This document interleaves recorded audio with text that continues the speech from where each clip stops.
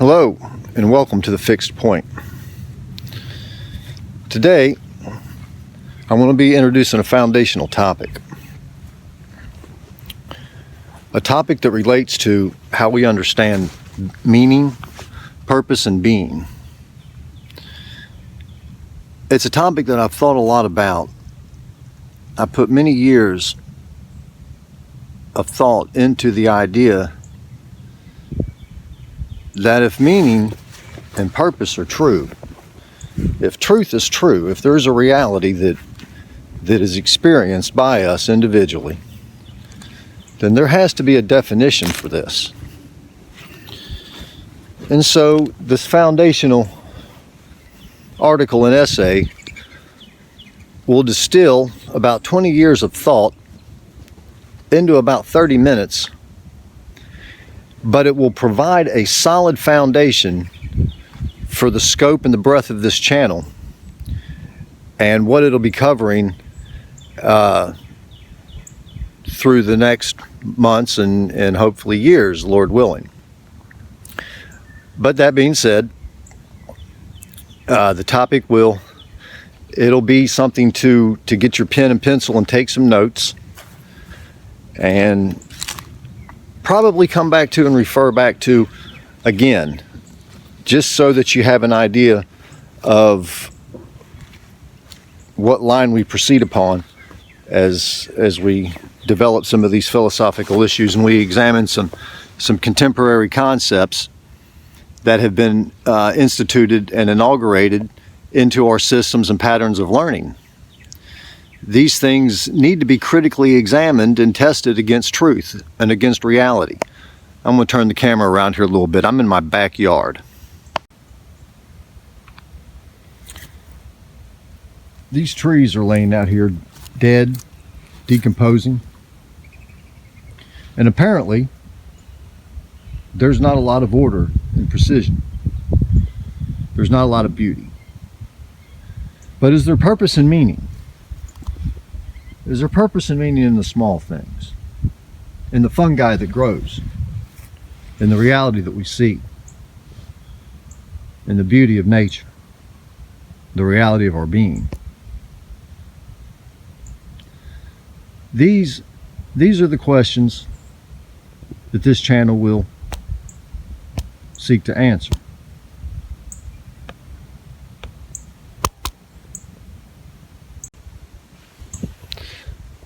We will not run away from hard truths at the fixed point. What we will strive to do is establish a foundation to test the philosophical principles that have established Western civilization for the past 200 years. And we want to do so by laying a foundation that can hold the weight of the structure. And it's a heavy structure. There are many ideas of the past 150 years that come from great thinkers, and they're great ideas. And we need to take time to examine without rushing into implementation, because it's clear that even though they were great thinkers, the implementation fell far short of what they had intended in the first place. So I don't want to throw out the baby with the bathwater. I want to be able to examine critically a lot of the great thinkers and to take what we can use and develop it intelligently and practically, not just individually, but maybe corporately as a society. Academia has a long way to go to correct its mistakes and its errors. And all we have to do is look at today's youth and we see it. Okay, it's an amazing thing. If we go back just simply 150 years, children were learning biblical languages as young as 9, 10 years old. They were learning biblical Hebrew. They were learning Koine Greek. They were learning Latin. They were learning other languages besides just their primary language. And we've dropped the football. We fumbled bad in education in America. And the academic elite can say what they will. But the fact of the matter is that a lot of the assumptions and the ideologies that they built their understanding on in the first place was built upon quicksand. And that's what we're here to do at the fixed point, as take a shovel to the quicksand and get to the rock and the bedrock that's beneath it. Because if our society and our Western culture is going to survive, it's going to do so upon bedrock. And that's what we want to do. We want to get there.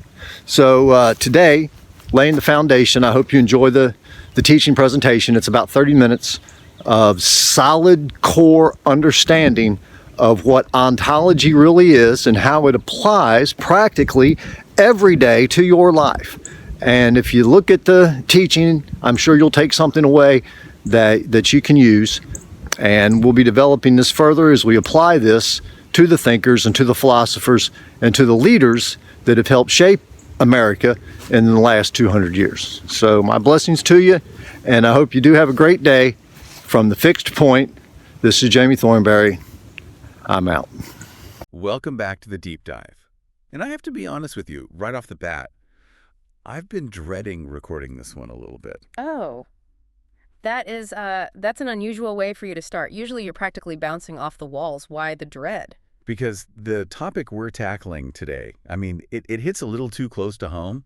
You know how we usually look at these stacks of research? Yeah. All the articles, philosophical texts, history, and it feels like we're observing something out there. Sure. We're analyzing trends. We look at tech. We're looking at history from a distance. Well, today's stack, it feels like it's analyzing me, and probably everyone listening. We are talking of this modern obsession with control. I look at my own life, and I see it everywhere. I'm trying to curate my online identity so people see me a certain way. I'm trying to hack my health with, the perfect stack of supplements. I'm trying to optimize my productivity to squeeze every last drop of efficiency out of my day. Right. It feels like I'm constantly trying to force the world and myself, really, to fit into this master plan I've cooked up in my head. It's the defining feature of the modern age, isn't it? We call it the illusion of control in the sources, but it feels more like a burden. A burden, yes. The burden of self-invention. That's it. It's just exhausting. It feels like if I stop pedaling for 1 second, the whole bike just, falls over. Yeah. And that brings us to the really counterintuitive premise of today's deep dive. Okay. We have sources here ranging from ancient Greek philosophy all the way to modern ontology, and they are all shouting the same thing at us. They're saying that real power and real knowledge and even real freedom, they don't come from control. No, they absolutely don't. They come from, and I almost hate saying this word, submission. I can practically hear you recoiling from that word. I get it. In our current cultural moment, submission is a dirty word. It sounds weak. It sounds like giving up. Yeah. It sounds like I'm just supposed to roll over and let the world walk all over me. If I tell our listeners, hey, the secret to a happy life is submission, they're going to turn this off and go listen to some motivational speaker who tells them to crush their enemies, And if we were using that dictionary definition of submission like surrender to a conqueror, you'd be absolutely right. No, we're not. Not at all. The sources we're looking at today, especially these papers on ontological alignment and the architecture of disclosure, they're using that word in a very different way. It's more structural, almost mechanical. Okay, help me out here. What does structural submission even look like? Think about it less like politics and more like, say, engineering or even carpentry. Okay. The core premise is that reality exists before you think about it. It has a structure, it has a grain, like wood. The sources argue that we don't create the truth. We bump into it. We bump into it. I like that image. It feels very physical. It implies resistance, right? That's the key. The central thesis here is that reality is not some blank canvas that you get to paint whatever you want on. It's a structured landscape, a terrain. With mountains and rivers and obstacles. Exactly. And if you want to build something that lasts, whether it's a bridge or a relationship or even a stable mental state, you have to align yourself with that structure. You have to submit to the way things actually are, not how you wish they were. So, okay, when we say submission, what we really mean is alignment. Precisely. Yeah. It's the difference between fighting the current in a river and using the current. If you fight it, you get exhausted and you drown. If you submit to the reality of the water's flow, you can actually steer, you can navigate. Okay, that makes me feel a lot better. So Wow. we're not talking about being a doormat. We're talking about being a smart swimmer. Or a smart sailor, Yeah. using the wind instead of cursing it. Right. So the roadmap for today involves breaking this philosophy down. The sources give us this framework called the love, life, light triad, which I have to admit sounds very poetic, maybe a little woo-woo at first glance. It does sound a bit new agey, but we're going to see it's actually quite rigid in a good way. Yeah, and we're going to look at how this changes everything from science to history and eventually our own mental health. But let's start at the very, very bottom. The first principle. The sources use this phrase over and over. Reality precedes understanding. This is the battleground. This is where all the heavy lifting happens, philosophically speaking. Okay, so break that down for us. Reality precedes understanding. This is really the core debate between what philosophers call realism and anti-realism. Now, don't let the academic terms scare you off. This is something you experience every single time you have an argument with a friend or snub your toe. Okay, so set the stage. What is realism? Realism is the view that the world is just there, regardless of what you think about it. If humanity went extinct tomorrow, if there were no minds left to perceive anything, realism says that gravity would still work, the planets would keep orbiting the sun, the chemical bonds in a rock would still hold together. Truth is independent of the observer. Exactly. Okay, that seems, well, obvious. I mean, who argues with that? That sounds like common sense. You would be shocked. A massive chunk of modern thought, especially in the humanities, falls into what you could call anti-realism. Which is the opposite. Right. It's the idea that truth is somehow constructed by our minds or our language or our social agreements. You hear it in phrases like living my truth or we need to construct a new narrative. I hear those all the time. It implies that we project reality outward from our heads rather than taking reality in. So anti-realism says we are the architects of reality. Realism says we're just the explorers of a territory that's already been mapped. A perfect way to put it. And the sources we have today are planted firmly, in the realism camp. They argue that all knowledge begins not with a thought, but with an encounter. An encounter. Yeah. Imagine you're walking through your living room in the pitch dark. You think the path is clear. That's your construction. That's your theory about reality. Then bam, you smash your shin right into the coffee table. Ouch. Yeah, I've had that exact encounter many, many times. In that moment, did you socially construct the coffee table? Did you vote on whether it should be there? Definitely not. My shin is throbbing because the table does not care one bit about my theory of where it should be. It just is. That is the encounter. The table resisted you. It pushed back. And the sources have this brilliant line. Certainty emerges not from assertion, but from repeated confirmation when reality resists distortion. Wow. Okay, say that again. That's a heavy sentence. Certainty emerges not from assertion, but from repeated confirmation when reality resists distortion. Reality resists distortion. It means that the hallmark of what is real is that it pushes back on you. You can believe you can fly, you can assert it, you can write a manifesto about it, you can get 1 million followers on social media to agree with you that flying is your personal truth. Right. But the moment you step off a cliff, gravity resists your distortion. Gravity says no, and it says it very, very quickly. So submission in this context is just. It's just admitting that gravity wins the argument every time. Yes. And here's the beautiful twist in all this. That admission is the first step to actually being able to fly. Wait, run that by me again. How does submission lead to flight? Well, if you refuse to submit to gravity, if you ignore it or pretend it's just a social construct, you fall. You're done. Right, splat. But if you study gravity, if you respect its power, if you submit to the laws of aerodynamics and thrust and lift, you can build a 747. You can fly because you submitted to the rules of the sky. You didn't conquer gravity. You aligned with it. That's the inversion the sources talk about. Our modern culture says, bend the world to your will. These guys are saying, no, bend your mind to the world. It's a complete flip. Think about the classical philosophers, Aristotle, Thomas Aquinas. Their whole model of the mind was something called adequation. Adequation. It just means the mind has to adjust itself until it accurately matches the object it's looking at. Like a camera lens focusing. You don't scream at the mountain to move closer. You adjust your focus until the image is sharp and clear. But today, we do the opposite. We sort of blur the image until it looks like what we want to see. And that explains the exhaustion you talked about in the intro. If you are constantly trying to force reality to fit your preferences, you're literally fighting a war against the entire universe. And, the universe has more stamina than you do. That is an understatement. Okay, so we need to stop fighting and start aligning. But how do we do that? What's the practical map? The sources provide this map I mentioned earlier: light, life, and love. When I first read this, I thought, okay, are we doing a yoga retreat here or what? But the definitions are really specific, almost technical. They're ontological definitions. They're meant to describe the very structure of being. Let's tackle them one by one then. First up, light. The sources call this the revealing principle. Right. The easiest way to think of light is intelligibility. It's the condition that makes things knowable in the first place. Can we get a plain English translation of intelligibility? Sure. Let's go back to that dark room with the coffee table. My poor shin. The table is there. That's reality. But you can't know it. You can't navigate around it. It is not intelligible to you yet. Okay, I'm with you.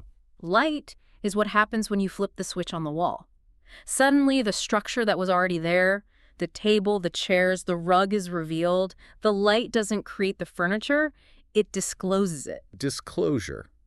That's a key word in the text, isn't it? It is. It's central. The argument is that all human knowledge is fundamentally a response to disclosure.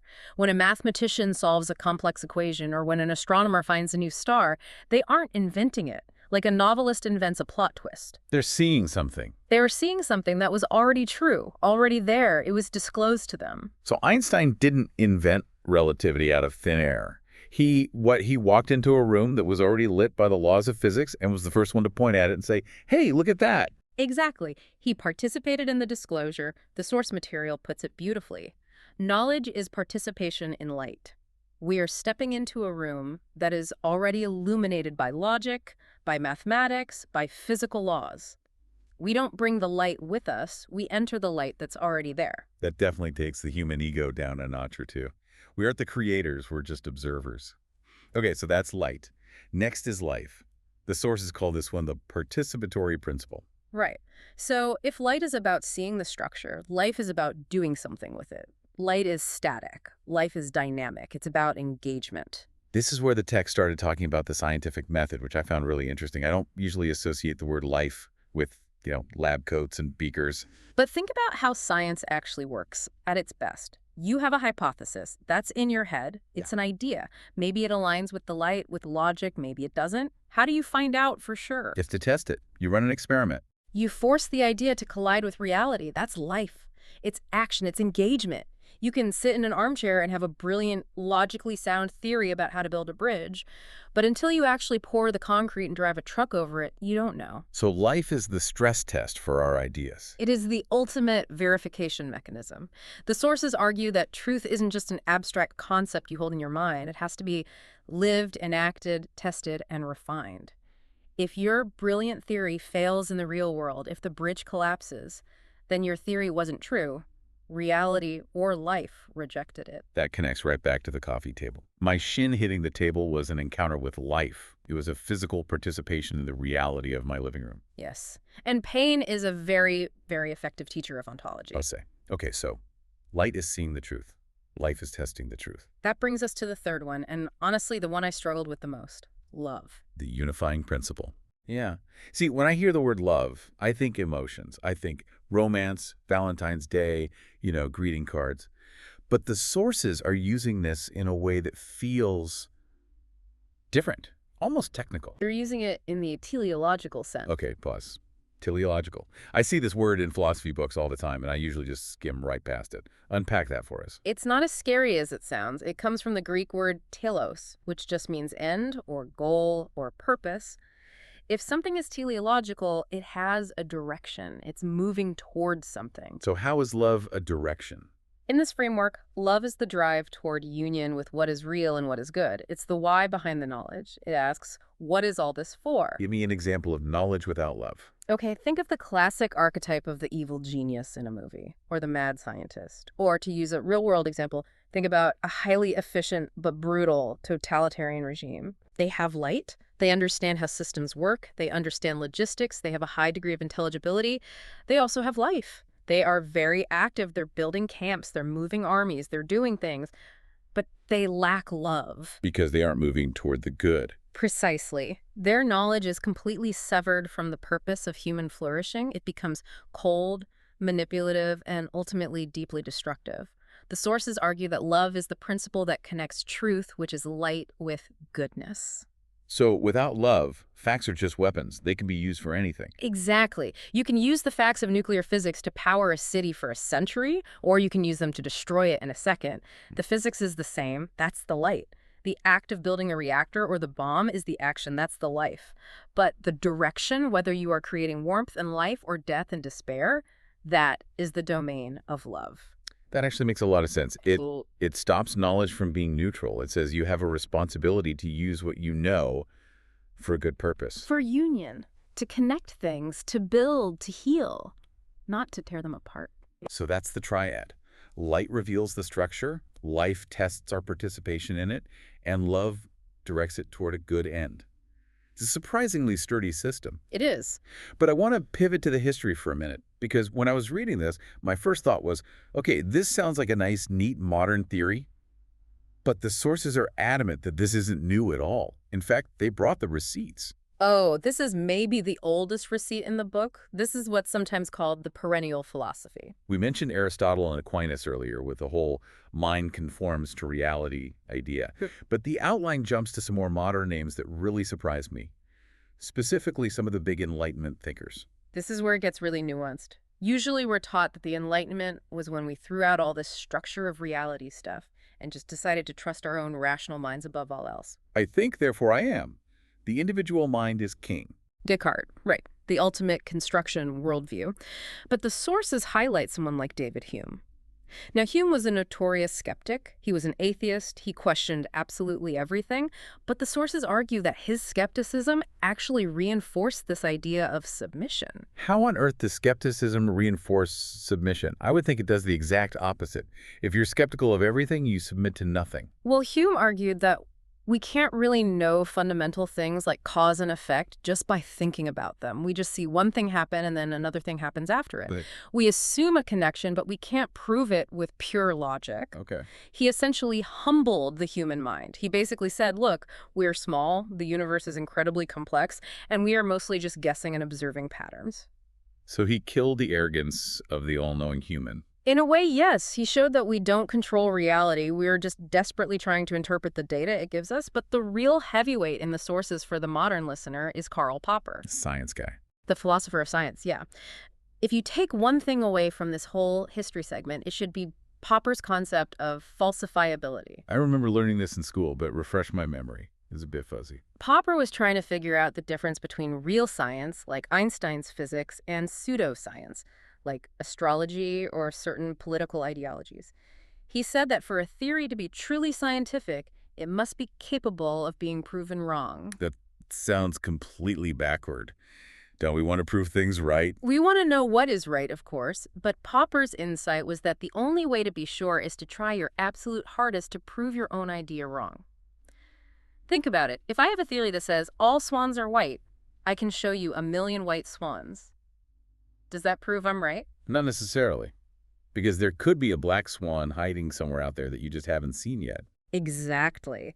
But if I find one single black swan, I have definitively proven the theory wrong. Popper argued that a true scientist must submit their precious theory to the risk of the black swan. You have to stick your neck out.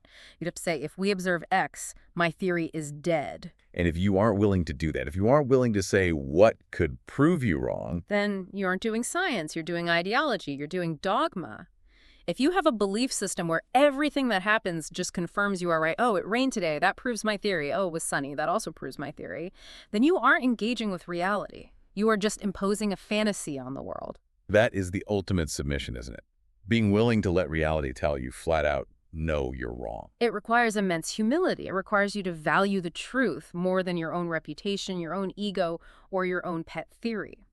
The sources also touched on Francis Schaeffer and Ravi Zacharias. These are more religious or cultural thinkers. Where do they fit into this historical picture? They're the ones who really connect this realism to the health of a culture. Schaeffer was writing back in the 60s and 70s, and he was warning about what he called the line of despair. He argued that once a society abandons the idea of objective, absolute truth, once we say reality is just what we make of it, we eventually lose the ability to communicate with each other. Because we're not even living in the same world anymore. We don't have a shared foundation. We become fragmented. If my truth contradicts your truth, and there is no real truth above us both to appeal to, what's left? We can't debate. We can only fight. It becomes purely about power. And Zacharias, what was his contribution? He really focused on the idea of coherence, the idea that truth hangs together. You can't have a moral truth that completely contradicts a physical truth or a logical truth. Reality is a unified system. So if your worldview requires you to ignore massive chunks of reality, like ignoring biology or ignoring logic or ignoring history, then it's inherently unstable. It's going to collapse under its own contradictions. Okay, so history is on the side of realism. Science is on the side of realism. But now I want to pick a fight with the sources. I was waiting for this. Go for it. We have to talk about freedom, because everything we've said so far, submission, alignment, rules, structure, it all sounds so restrictive. It sounds like a cage. Exactly. I'm an American. I want to be free. I want to do what I want to do. If you tell me you have to submit to the structure, I feel my inner rebel putting on a leather jacket and getting on a motorcycle. How did the sources possibly reconcile this idea of submission with the very human desire to be free? They do it by arguing that we have the wrong definition of freedom. Okay, so what's the right definition? Well, let's look at that leather jacket definition first. That is what you could call freedom from. It's freedom from constraint, freedom from rules, freedom from anyone telling me what to do. Don't tread on me. That's the one. But the sources argue that this freedom from often leads directly to freedom to fail, and they use the analogy of the fish to make the point. The fish. Okay, paint the picture for me. Imagine a fish swimming around in a river. It's moving, it's alive, but it looks at the water and it says, ugh, this water is so oppressive. It's touching me everywhere. It controls where I can go. It dictates how I breathe. I want to be free from this water. Right. So the fish, in an act of ultimate freedom, jumps out of the water and lands on the grassy bank. It is now free from the water. It has achieved its goal. Technically, yes, it has escaped the constraint of its environment. But is that fish free? No, it's flopping around, gasping for air, and it's about to die. It's less free than it's ever been. Because it ignored its ontological reality. It ignored its own nature. The fish is only free to be a fish inside the water. The structure of the water and the structure of the fish's gills are designed to work together. Submission to the reality of water is the prerequisite for the freedom to swim. Okay, that's a powerful biological example. But what about something more human? Take the pilot analogy. I love this one because it's so high stakes. A pilot wants the freedom to fly a plane from New York to London. That is a miraculous, almost godlike kind of freedom when you think about it. It is. But to get that freedom, what does she have to do? Well, she has to follow a pre-flight checklist. She has to obey the commands of air traffic control. She has to respect gravity and wind shear. She has to be a complete slave to the laws of aerodynamics. If she gets into that cockpit and says, you know what? I refuse to submit to the principles of dragon lift. I am a free spirit. I'm going to fly this plane based on my vibes today. She crashes. And everyone on board dies. And she loses all freedom permanently. The argument here, the core of it, is that true freedom is success within structure. It is the ability to navigate reality skillfully, not to pretend reality doesn't exist. The musician analogy was another one they used. Oh, the jazz musician. This is the perfect blend of the two ideas. To the outsider, a great jazz solo looks like total chaos, total freedom. They're just making it up as they go. Right, pure improvisation. But if you ask any great jazz musician what it takes to get there, what do they tell you? They spend years, decades, practicing scales. They study harmony. They submit to the rules of music theory so deeply and for so long that those rules become second nature. They are only free to break the rules in an interesting way because they have first completely mastered them. So if I just hand a saxophone to someone on the street who has never studied music and say, be free, express yourself. You get noise, you don't get jazz, you get cacophony. There's no freedom in that, only chaos. So the big takeaway here is, freedom isn't the absence of walls. It's knowing where the doors are in the walls. That's a beautiful way to put it. Freedom is successful navigation. And you can't navigate a map that you refuse to look at. And this leads us right into the section on the so what of all this. Because we're just individual fish or pilots. We are a society. And the sources have a pretty grim warning about what happens when a whole culture decides to ignore the map. They describe a kind of hierarchy of collapse. When a society puts preference over truth, when what we want becomes more important than what is, it triggers 3 specific, predictable collapses. Let's walk through them. Number 1, epistemological fragmentation. We touched on this with Schaeffer. Epistemology is just a fancy word for how we know what we know.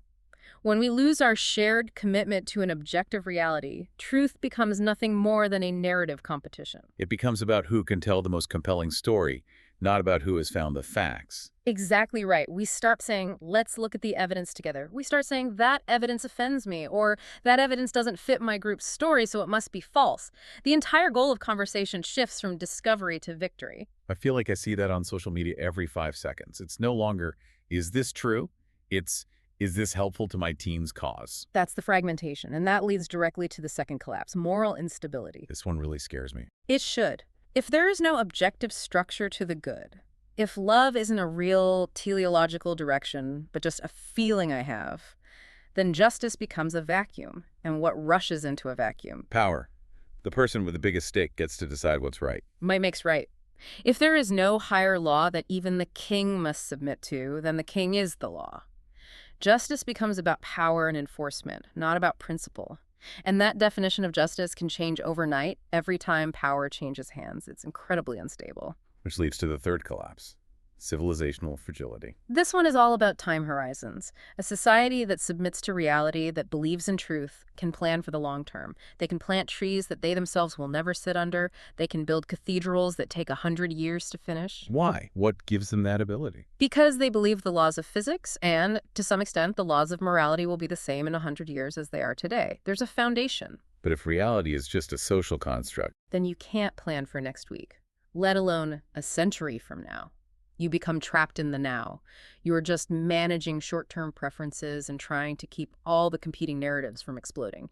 You lose all structural integrity. it sounds like building a house on sand. Or building a house on a foundation that you reserve the right to change every Tuesday depending on how you feel. It simply won't stand. But there is a flip side to this grim picture. The sources introduce a concept called privation.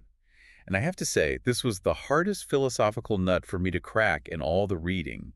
But once I got it, it felt strangely hopeful. Privation is essential. It completely changes how you see the problem of evil. Okay, so define it for me. What is privation? The classic example is a shadow. We're back to light and dark. I like Yes. that. Look at a shadow on the wall. It has a shape. It has sharp edges. It looks like a real thing. But does a shadow actually exist? I mean, I can see it. It's right there. You see it, but it isn't a thing in itself. You can't scrape a shadow off the wall and put it in a bucket. A shadow is just the absence of light. It's a privation of light. It has no substance of its own. Okay, I followed the physics of that. Yeah. But how does this apply to something like evil? The argument is that evil is not an equal and opposite force to good. We often think of the universe like Star Wars. You have the light side and the dark side, and they're in this eternal battle, both equally powerful. Right, yin and yang, balance. But the sources argue that evil is like the shadow. It's a parasite. It is the absence of good, or, more accurately, a distortion or a twisting of something that was originally good. I'm going to push back here a little, because when I see a war, or I see someone commit a truly violent crime, that doesn't look like an absence of something. That looks like a very active, aggressive presence. It feels like a punch in the face. A punch is not an absence of a hug. That is a great objection, a really important one. And you're right, the action is real. The punch is real. The energy the person used to throw the punch is real. The arm that threw it is real.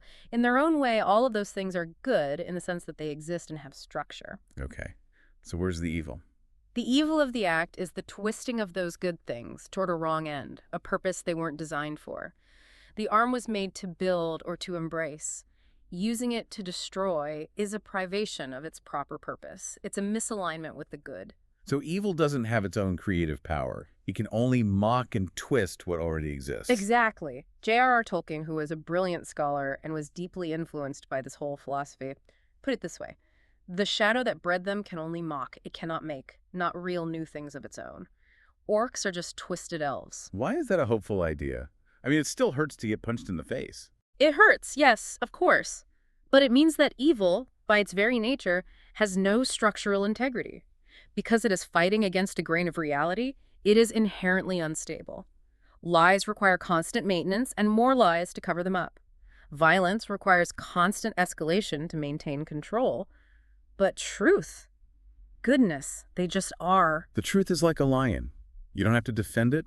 Let it loose. It will defend itself. That's the idea. False systems, evil systems, eventually collapse under their own weight because they aren't real. They're shadows, and shadows vanish the moment you turn on the lights. It means you don't have to despair, you just have to try to outlast the lie. That is a powerful pivot. We've talked about society, we've talked about science and philosophy, but I want to land this plane on the runway of our personal lives. Segment 6 in our stack is all about identity and psychology. The big question, who am I? The question that keeps us all up at night. And going right back to the intro, the modern answer seems to be, you are whoever you decide you are. Construction. The self-made man, the self-made woman. But the sources say this is actually a crushing psychological weight to put on someone. It is, because if you are responsible for constructing your own identity from scratch, then you are also responsible for sustaining it 24/7. You have to constantly perform your identity. You have to get validation from others. If people stop applauding your construction, does it even still exist? That just sounds like a recipe for chronic insecurity. It creates massive fragility.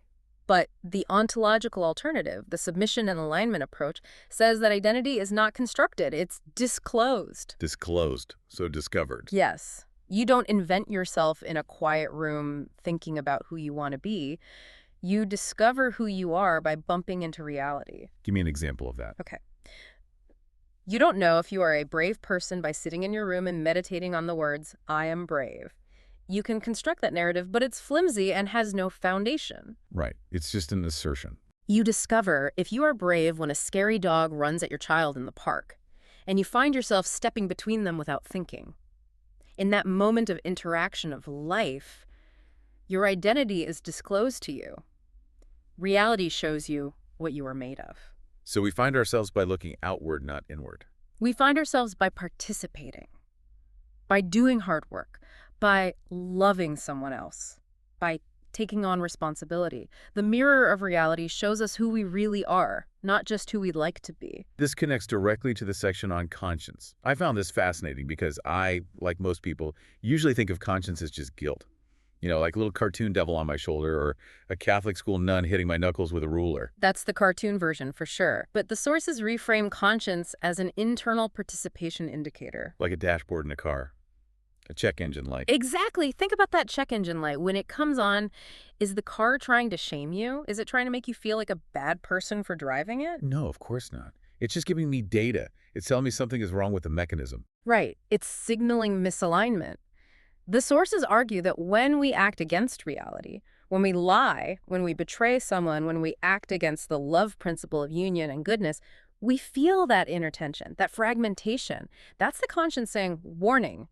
You are off-roading. You are damaging the chassis. And conversely, when we are aligned, when we tell the truth or act with integrity, we feel integration. We feel peace.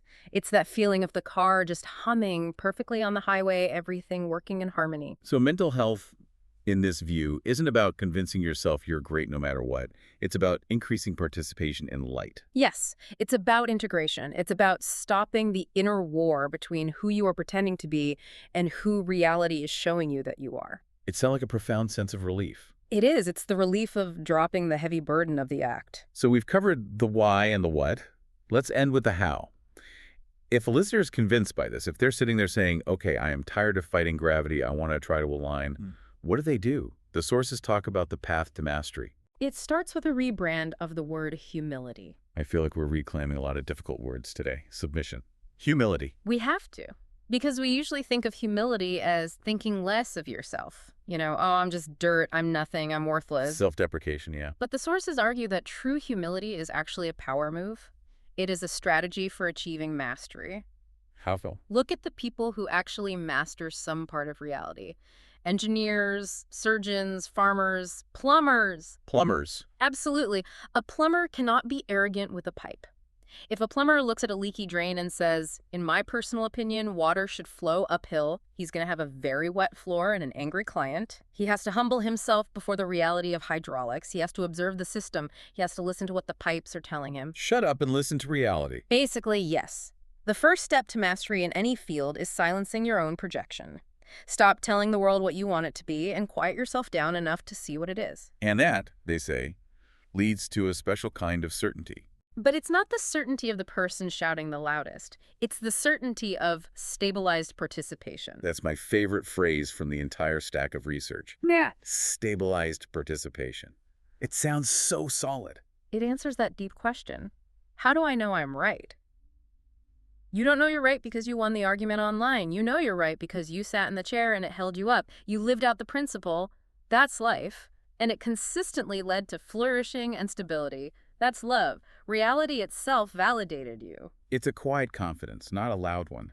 It's the confidence of the pilot who trusts the plane, not because of wishful thinking, but because he personally checked the struts and knows they will hold. We have covered a massive amount of ground today. We started with the illusion of control, that deep exhaustion we all feel from trying to invent ourselves. We moved to the love, life, light triad as a map for navigating reality, seeing it, testing it, and aiming it toward the good. We took a quick tour through history with Popper and Hume, realizing that the smartest people in the room are usually the ones most willing to admit they might be wrong. We redefined freedom not as a chaotic escape from rules, but as skillful navigation within them. And we looked at the parasitic nature of the shadow of evil and the ultimate structurally sound hope of alignment. It really is a complete shift in worldview, from construction to discovery. It takes the weight of the world off your shoulders. You don't have to be Atlas holding everything up. You just have to be a willing and attentive participant. I want to leave our listeners with a specific challenge, because this can all remain very heady, very abstract if we aren't careful. Let's make it practical. The sources suggest that our deepest human calling isn't to invent reality, but to participate in it. So here is my challenge to you listening right now. Look at one area of your life where you feel the most friction, where you are the most exhausted, where you feel like you are just banging your head against a wall over and over. Ask yourself, is it possible I am trying to force a door open when reality is waiting for me to simply find and turn the handle? Exactly. Stop pushing. Stop projecting your will onto it. Just for a moment, stop trying to win, and instead ask the question, what is this situation, this reality, trying to teach me? What is the structure here that I'm currently ignoring? Look for the grain in the wood, and then, for the first time, maybe try moving with it. That's it for this deep dive. As always, thank you for listening. We'll see you in the next one. Stay aligned.